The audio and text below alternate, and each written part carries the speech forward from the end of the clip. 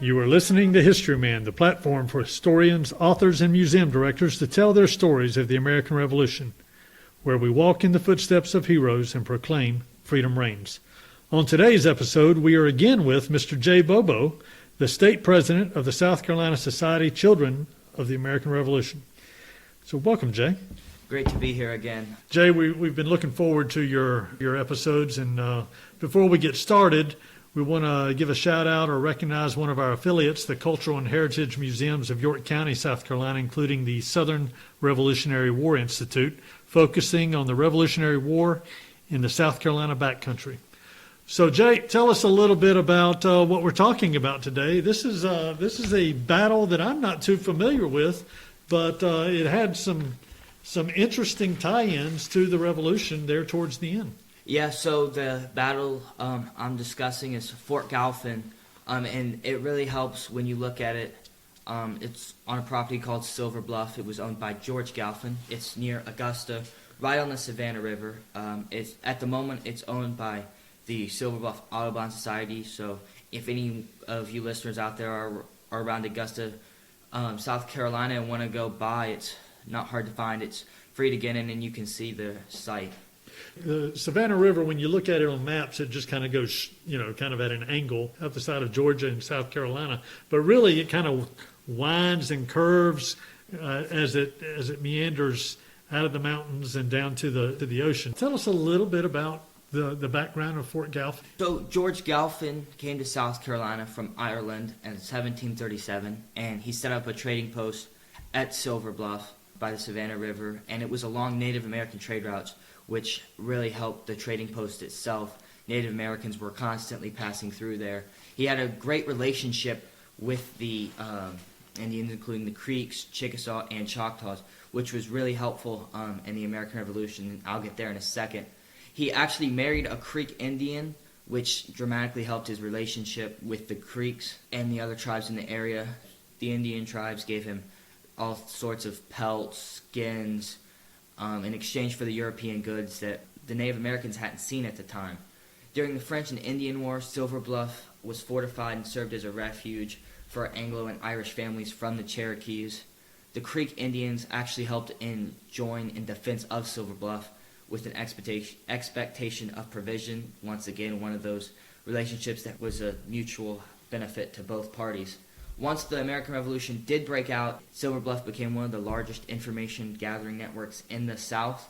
It was a place of negotiation with the Creeks in order to prevent them from joining the British side of the war, and traders and other agents really became a web of informants and spies in the South, turning Silver Bluff into pretty much a way station with lots of information for the Continental Army.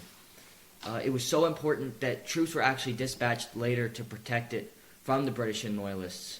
And the British obviously knew how important George Galphin was. The Continental Congress appointed Galphin as the Continental Commission of the Southern Department of Indian Affairs, so a big title for the South. He was clearly the man for the job as the war went on. He kept two of the larger southeastern tribes neutral during the American Revolution, which was huge because the British wanted to if the Americans had to fight the war on two fronts, and make all of a sudden the war that was already hard to fight just became a lot harder. So that was huge. It was a tenuous peace between the Indians and the settlers in the backcountry. In fact, I had an episode about that where a neutral stance was, like you said, very important. Yeah, and back to what I was saying about how important the British obviously knew how important Galphin was. He had, in a letter to Henry Lawrence in December of 1777, he referenced threats to his safety. There are at least two known assassination attempts that went on his life. In one of these references, he mentions a group of men that were staying just outside Silver Bluff. For 3 days, they were asking about his schedule, what his day-to-day looks like, and then they released horses and then just fled the scene when they caught wind that George Galphin might be getting word of what they were doing. By 1778, the British had a price on Galphin's head, 500 pounds dead or alive, so that just shows exactly how valuable he really was to the British. Silver Bluff was actually occupied twice during the American Revolution. The first time he escaped, he caught wind that the British were coming. He escaped, and then he came, and the British eventually left his plantation, took lots of supplies, and pretty much raided the place. And then Galphin came back, and then the British would return, and in May of 1780, and they'd occupy his home, take him prisoner, and neutralize his efforts in the American Revolution at that time, because it was just occupied, and he awaited his house to be taken to Savannah to be put on trial. And then once the British occupied the fort after capturing Galphin, they fortified it more and renamed it Fort Dreadnought. So that pretty much leads you up. And then Galphin died in December, the December before the battle took place, so December of 1780. Tell me about the battle. So the battle occurred when Lieutenant Colonel Henry Lighthorse, also known as Lighthorse Henry Lee, was on his way to bring relief to Elijah Clark at Beach Island when he turned troops over to command with Major Michael Rudolph in charge, and Lee took his cavalry to help cut off possible relief from Augusta. That siege was going on at the time. The British occupied fort held about 184 British soldiers under command of Captain Samuel Roworth. Rudolph approached the fort on May 21st of 1781 and then dispatched a pretty ingenious plan. He sent the majority of his force out to hide around the fort in bushes and things of that nature, and then he sent a very small detachment just to draw enough to draw the British outside of the fort. There were two entrances to the fort, one in the front, one in the back. So when the small detachment gathered all the troops outside the fort, the Patriot forces then rushed inside from the back and pretty much ambushed once the British were outside their fortifications. It was pretty much game over for the British forces, which was huge when you think about all these battles. Only 4 British died, and the rest of the 180 were captured. It was crucial.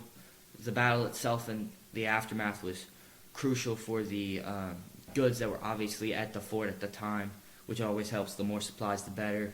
And help for Savannah River, which was a major trade route at the time.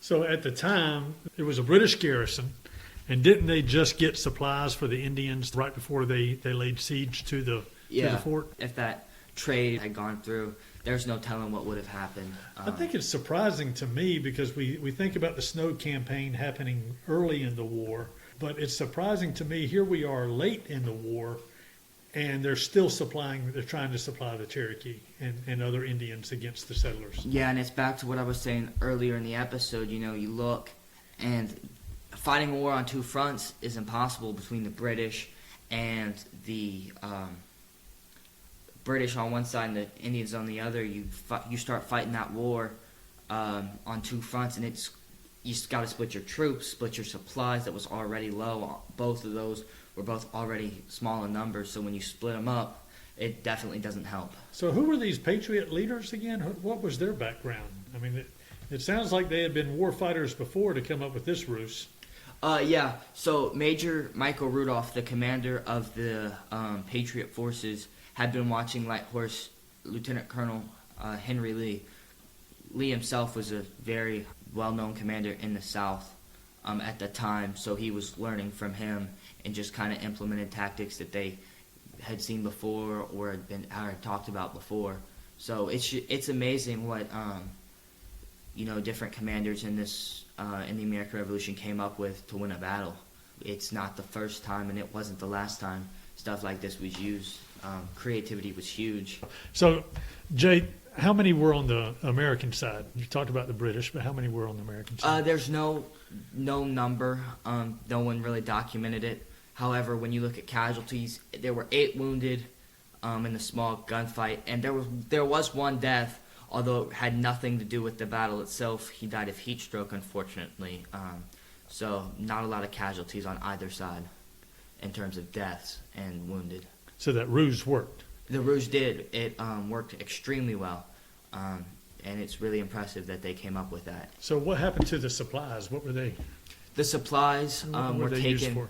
They were used to help relieve the Patriot forces at the Siege of Augusta that was going on about that same time. So almost immediately they were put to use. Yeah, they went from not being used to the British to immediately put into effect for the Patriot forces. Outstanding. So what happened after this battle? What happened to the prisoners? What happened to the Patriots? What happened to the fort? The fort itself, there's not a lot of documentation that actually happened. What happened after it? The Patriots held the fort for the remainder of the war. It was then turned over. It was a discrepancy between Fort Galphin's children on who owned how much of the land, and it kind of just got split up into lots of different smaller and smaller pieces as the generations went on until the Audubon Society and the 1900s collected all of it and got the land back. What a fascinating story, Jay. Tell us a little bit about how people can get a hold of your group if they're interested in joining, and where they can find information on that. Yes, so the National Society, Children of the American Revolution, does have a website, nscar.org. You can go there, find information about how to join.